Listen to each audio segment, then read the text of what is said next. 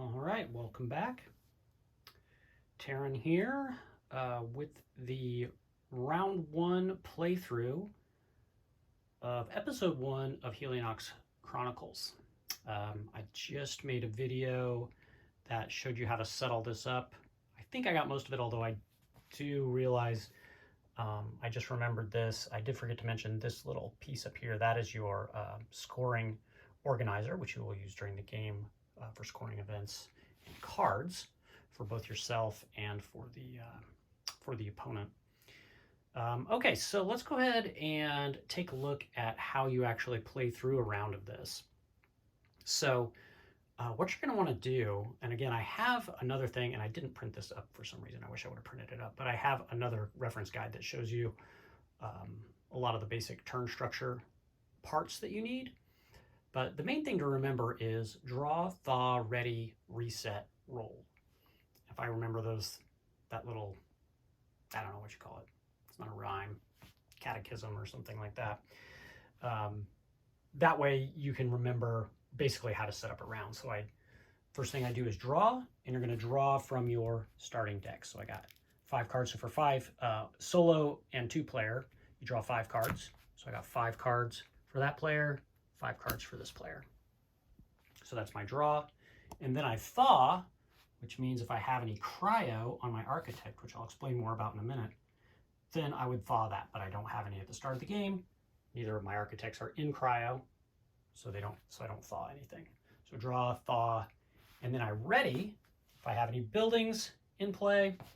Well, technically these buildings, I guess I did mention that they come out in the ready position. They would ready now if they weren't. So you can kind of just put them into play ready. So you ready any buildings that you have in play. That means basically you get to use your buildings once per round. If I use them, I exhaust them, and then they'll ready again at the beginning of the next round. So that's ready, and then reset. That's going to be with my events. I'm going to reset all my events.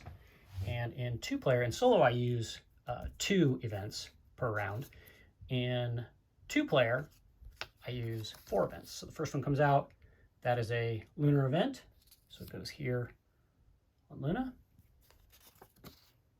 This is an Old World Event. This is another Old World Event. And then this is another Lunar Event. So everything kind of piled up over on this side. And, to figure out where these go, you just match the icons. It's more of a circular icon, and it's green. It's a purple icon. It's got a triangle on it.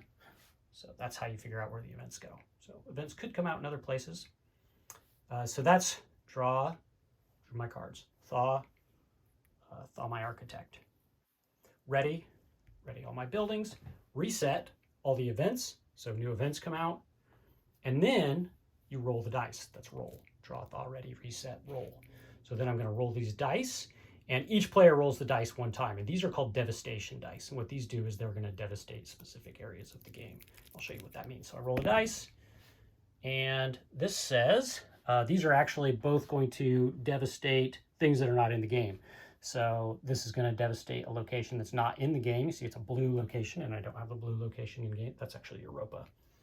And then this is actually going to devastate the bio market, which is also not in the game. So it's a little bit easier in the first episode. Roll those again, and let's see what happens. Okay, this time they actually do something. So this one actually devastates the red planet, which is of course Mars. So I take one of these devastation tokens, and I put it there on Mars. I like to kind of put it over here by this ability, because that's one of the main things that it devastates at the location. Talk a little bit more about devastation in a minute. Sometimes the markets will get devastated as well. In this case, the market did not get devastated, and I actually rolled 1 infamy. Those are basically like negative points. You can gain influence in green or infamy in red. And again, the ones in the prototype look a little different than this. They're not using dice. There's actually a tracker on this board that you can use. Okay, so there's my roll. So that's all it is. And you do that every single round. Depending on your player count, there's different numbers of rounds. In episode 1, there are 6 rounds at all player counts. So it just makes it a little bit simpler. Everybody gets 6 rounds. Now there's a number of turns per round. And what happens on a turn is you can choose, you can see up here at the top of your player board, a number of different actions. And again, these are all explained in the rules, and they're explained on the reference guide. This last action is not used. That's for an expansion. But the rest of these, they're fairly straightforward, but there's some complexities with them. All the actions are available at the beginning of the game, even though some of the cards and other components are a little bit more limited in episode 1. All the actions are available. And then all you do to take an action is you take your pawn, put it on that action, and you do that action. So that way you can kind of keep track, and then your turn's over, and then the other player goes. Keeps it moving fairly quickly, especially for 2, 3, and 4 player. The idea of turns in solo is not near as important because you're basically just taking all your turns consecutively. So you don't really have to use the pawn for solo mode unless you're just like keeping track of which actions you've done. You can use these actions any number of times. You know, you can use them back to back. I can use the same action over and over again as long as I have the resources to be able to pay for the action. Most actions have a cost associated with them. You can see, and again, this is an older player board. I've updated this more recently, and it shows actually the cost to activate your architect. If I wanted to activate my architect, I would have to put cryo counters on there. So there's actually a little cryo symbol that should be right there. And I'd put cryo counters on my architect to get one of these abilities down here at the bottom. And that's one of the actions I can do. Play cards is another action. There's no cost to play cards. The cost comes when you buy cards, which is that action right there, buy cards. You can also engage events. When you engage events, that costs defense. With that in mind, let's go ahead. Actually, I'll explain the rest of these actions as we kind of play out through this. It'll make more sense once I show you the cards. So each player goes ahead and looks at their cards. And at the beginning of the game, the cards are pretty simplistic. So usually what I do is there's actually a rule in the rule book, and it says any of your cards that are neutral cards, you can just play those. You don't even have to use an action to do it. Players can just kind of do this simultaneously. And neutral cards are shown, they have this crescent moon up here in the upper left that indicates that they are neutral. They're not associated with any faction. And they're usually a little bit simpler type of cards to do. Now, you don't have to play them all. There are sometimes, especially as you get further into the game, there could be reasons that you wouldn't want to play them all right at the beginning of the round. But at the beginning of episode 1 and some of the other episodes, and sometimes even later in the game, there's no reason not to play them all.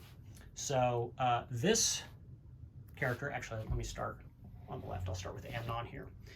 Amnon has 2 defense from those Sentinel prototypes, these blue cards, and then also has 3 cred from these material assets. So what I do is go over to your tracker here, and remember, Amnon started with 1 extra cred. So Amnon is up to 4 cred on this tracker here. Again, that 1 extra cred came from setup. If you watched the last video, that's where that one was from. And then you can use a white cube or whatever type of cube, or the token sheet that I made with the prototype to track defense. So 2 defense, 4 cred, and that's what Amnon has to start with. Now, I don't really need these cards anymore. I can just kind of pile those up. I usually just turn them to the side after I use them. In the first round of the game, it's not too hard to tell what's what, but a little bit later on. These don't actually go to your discard pile just yet. They go to the discard pile at the end of the round, so I usually leave them piled up out here, and then at the end of the round, I might put my discard pile like right here, and I'll move those over there to indicate that they are in my discard pile. But for now, they're just considered in play. They're not in my hand, they're in play. So if they're in my hand, again, I do a lot of two-fisted or playing multiple players at the same time to try to get different player counts dialed in for this game. So this is some of the methods that I use for that. You can come up with your own. It doesn't really matter too much as long as you're tracking cards that are in play versus in your hand versus in the discard pile versus in your deck. Your deck is this face down stuff. I usually leave my discard pile face up and my deck face down, and then my cards in my hand, I keep them in my hand or untapped as my magic roots are showing. I put them as untapped when they're in my hand or tapped after I use them from my hand. Okay, so there's Atsuko. She has 4 because she has a strategic asset to go with these 2 material assets. So she's going to get 4 and 2 as well. Actually, she's going to end up with the same start as Amnon. Now remember, this is a cooperative game. Older versions of Helionox were not cooperative. So this game is very cooperative. So you are going to want to work together to try to overcome events and do some of these other things. Everything we just did right there, those do not take actions. Again, I'm going to just turn those to the side, indicate she's played all her hand, and she's used all the cards from her hand and mapped it on her player board there. So now they're going to start taking actions. Now these players are going to take action. So Amnon will go first. Amnon could choose a couple of different things to just kind of indicate. I'm just going to show you what the actions do sort of in a turn. A lot of what you're trying to do in the game, I guess I should talk about that a little bit. What you're trying to do is score influence. The opponent, and this is all on your goal here, gain more influence than the Terminus cult. So this is your opponent this game, and you're trying to gain more influence. Influence is tracked with this green number right there, this green number 3 on all of those events. Now, events aren't always 3 influence, but there's other ways of gaining influence. In fact, some of these market cards also have influence just underneath their cost. So this is the cost of a card in the market. That's how much influence it's worth at the end of the game. The events, this is how much they cost to overcome. So you need defense for that. That's what I'm going to use my defense for. I'm going to use my cred to buy cards in the market and other things. I'm going to use defense to overcome events. And all of these things will give me influence. Influence is how I win the game. So first off, let's say that Amnon decides to activate his architect abilities, which are these cryo abilities down here at the bottom. So if he does a cryo 1, take one of these tokens, puts it on here, cryo 1, that will give him 1 extra cred. So he will go up to 5 instead of 4 cred. Now the nice thing about a cryo 1 ability, it doesn't seem that powerful, but remember each round cryo counters come off. So he can essentially, Amnon, you could use him 2 turns in a row, or every turn of the game if you only use his cryo 1 ability. Now you can see his cryo 2 ability is, or sorry, his cryo 4 ability is gain 3 cred, which is very powerful, but it does take him out of the game for a long time. So, because you can't use an architect while they have any cryo counters on them. You can't add more cryo counters to an architect that already has cryo on it. So that's one of the actions. So again, just shows the activate architect action. And let's go over here to Atsuko. Let's see what Atsuko wants to do.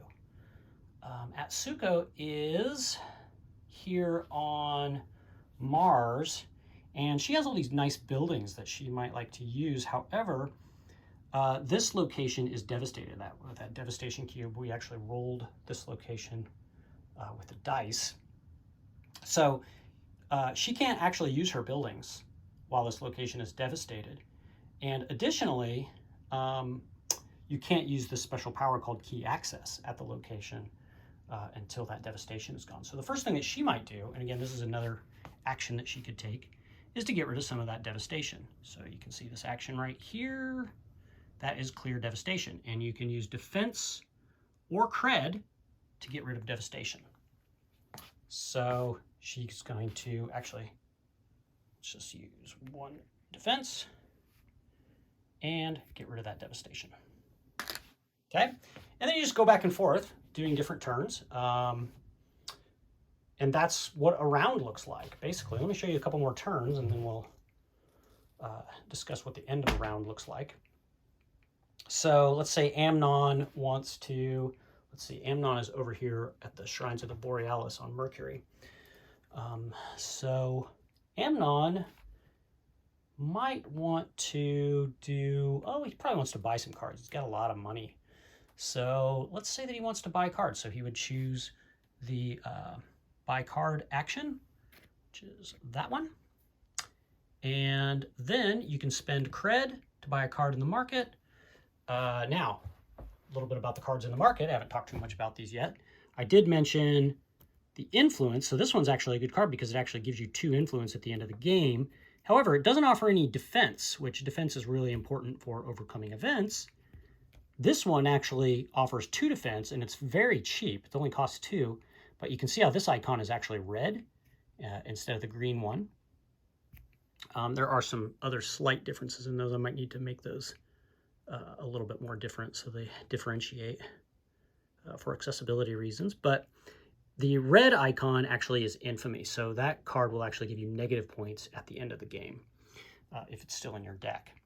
So he has to decide if he wants to try and buy a cheap card and get some defense. He could also buy a prime asset, which will give him 2 cred. Whenever you buy a card, they go on top of your deck. So just to start building the infrastructure, let's say Amnon spends 3 cred and buys the interplanetary HQ. That's going to go up on top of his deck. And that's what the buy action looks like. Let's see, what else? Engage events. Okay, we want to definitely try to engage with some events. So now that Atsuko is at a location that is no longer devastated, she can use her buildings. Now, buildings are pretty unique. In general, you can see these actions over here. Buy and or commit keys, buy and or burn fuel cells. That's these 2 actions down here at the end. In general, if you buy and burn a fuel cell, buying a fuel cell costs 2 cred. Buying a key also costs 2 cred. However, you can activate buildings to get a discount on those. So if you have buildings at your location like Atsuko does, you can spend 1 cred instead of 2. So she would spend 1 cred and activate her key complex to get a key. I'll also show you what a key does. So that's this action right here. Buy and or commit keys. Now you immediately gain a key, which is going to be these orange cubes. Again, it doesn't really matter what you use because when you put them on your player board, you can see here's where the keys go, here's where the fuel goes. Now, notice that the action says buy and or commit, so she can immediately commit that key if she wants to. And what committing a key means is you can take the key and put it at your location, kind of in your player area over here to indicate that you've used this location. And then what that does is you get key access. So if you're at the Hail Crater HQ, you'll get 2 defense. So she's actually going to increase up to 3 defense, which is super handy because that would have cost her 2 cred to buy a key, but since she had that key complex, it only cost her 1 cred. So that's these 2 actions here at the end. There's a couple different ways of doing them. You could just spend the 2 cred, or you could spend 1 cred if you have a ready building, and it does the same thing. You could also, and you can buy as many as you want. Like if you spent 3 cred, you could activate a building, get a key or a fuel, and then you could spend 2 cred in addition to that to get 2 at the same time. So you can kind of combine some things, but that's a little different than the build action. I haven't shown you the build action. Actually, I'll show you the build action next. So let's go back over here to Amnon, and let's say Amnon takes the build action. So this is how you get a building if you don't start with any. You take this build action, and buildings cost 1 cred. So Amnon spends 1 cred, and let's say that he wants a fuel terminal. Get a fuel terminal, and he can put that over here in his player area. And actually, if you use the build action, when you make a building, when you first build a building, they actually come into play exhausted. So he will not be able to use that building until next turn. Now, there are some caveats to that. If you play buildings from a card, they will come into play ready, which is kind of cool. Okay, so now Atsuko is ready to, she's got her defense. She's ready to go and try to take out some events, but you can see there are no events here on Mars. She actually has to get to a different location. So she has to go over here either to the moon or to the old world, the Aitken Launch Hub, or the Supreme Hippodrome. Let's say that she wants to go to the Aitken Launch Hub. And so what she can do, again, she hasn't activated her fuel terminal yet.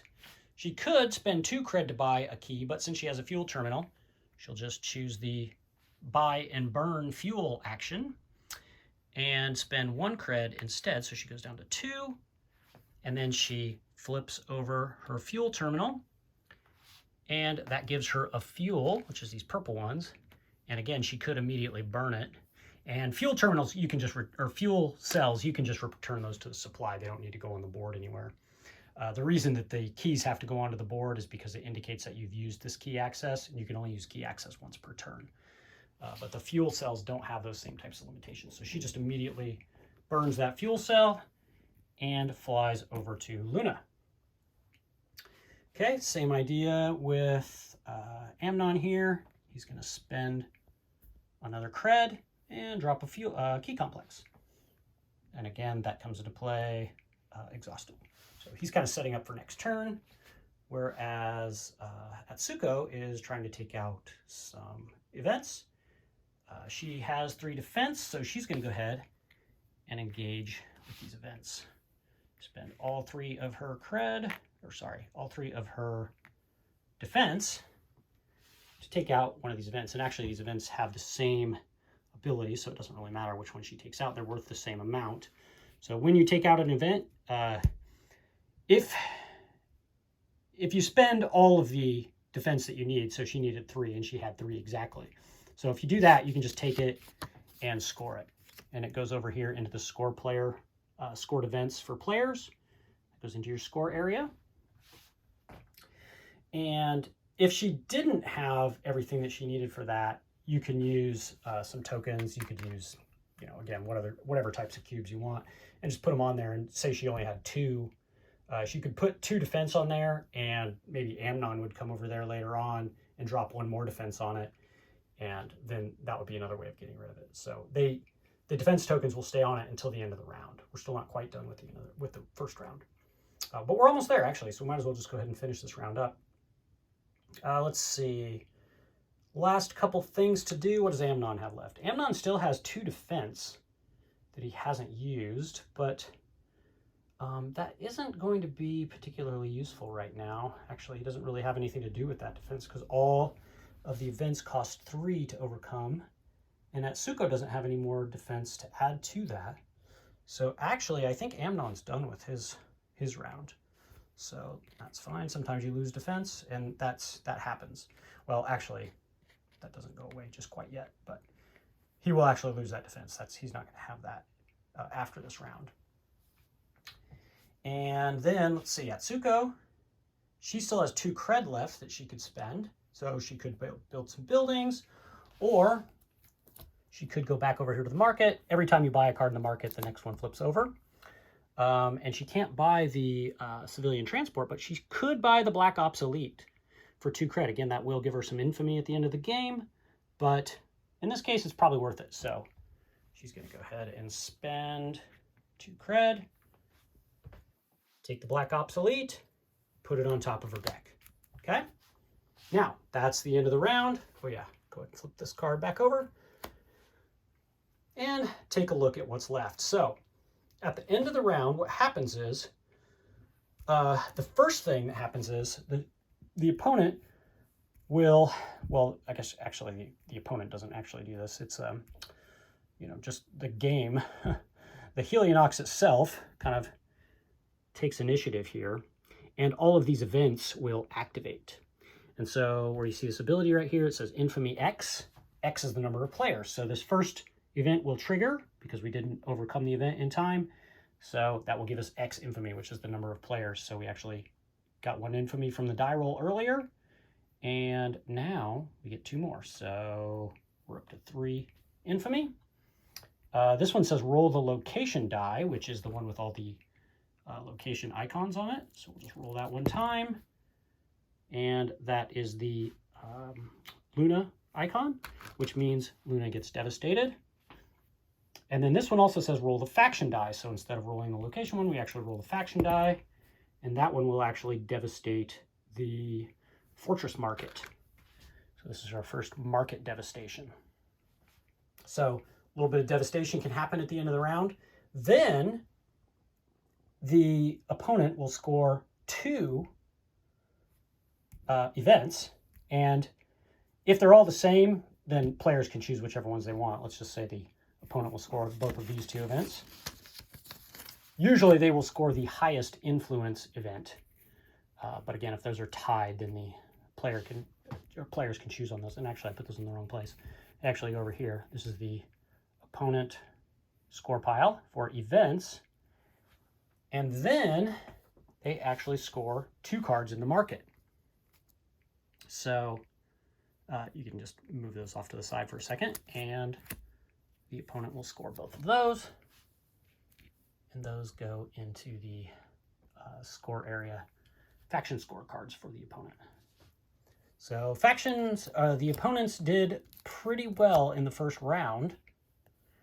But hopefully some of the deck building that we did and some of the infrastructure that we built out here with our buildings will actually really help. Now, I did actually, there was one thing I did forget to do. I could have actually taken out another one of those events.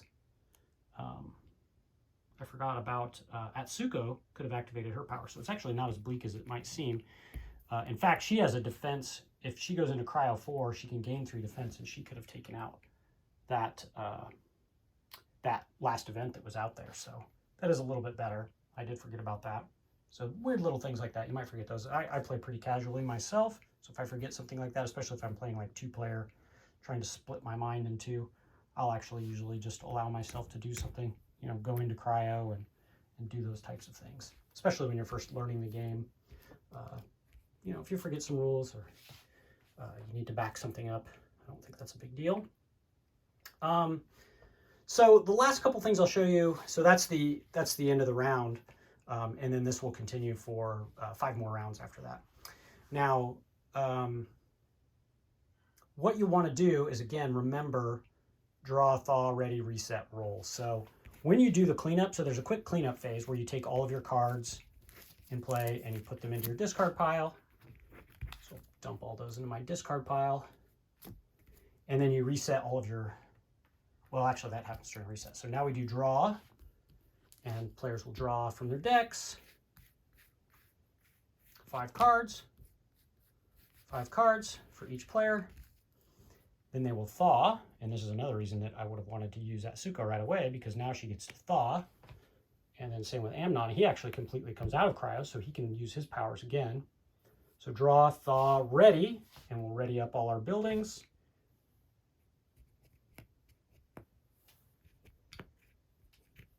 And then reset. Reset does a couple of things a little bit later in the game.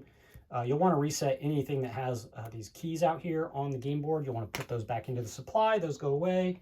You want to make sure to reset your security tracker. If you had any leftover defense like Amnon did, those will go back to 0. And then you'll want to reset the events. So 4 more events will come out. And those will all come out. Well, actually, a lot of them came out right there at the old world, and then 1 came out here at Mars. So then we're ready for the next round.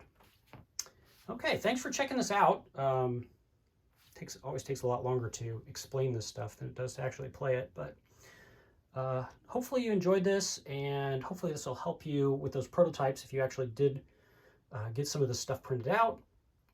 And again, if you have any questions about how the prototype works or about how the gameplay works, feel free to hit me up on Facebook or via my email. And also, you know, if you're interested in playtesting, feel free to write me. Yeah, this is going to be good. I'll post some more of these soon. I can do some updates and some more playthroughs on some later rounds or some later episodes if you're interested in seeing more of the campaign itself. So again, thanks for watching, and I'll chat with you again soon.